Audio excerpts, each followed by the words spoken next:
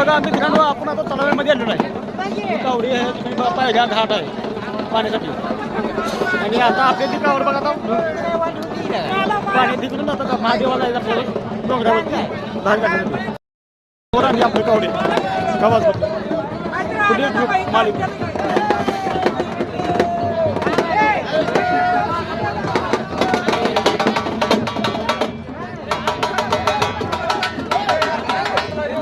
ते बघा हे तलाव आहे.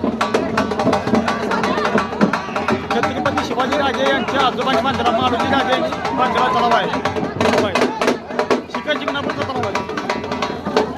हे आपल्या गावातील युवक पाण्यात आनंद घेत आहेत.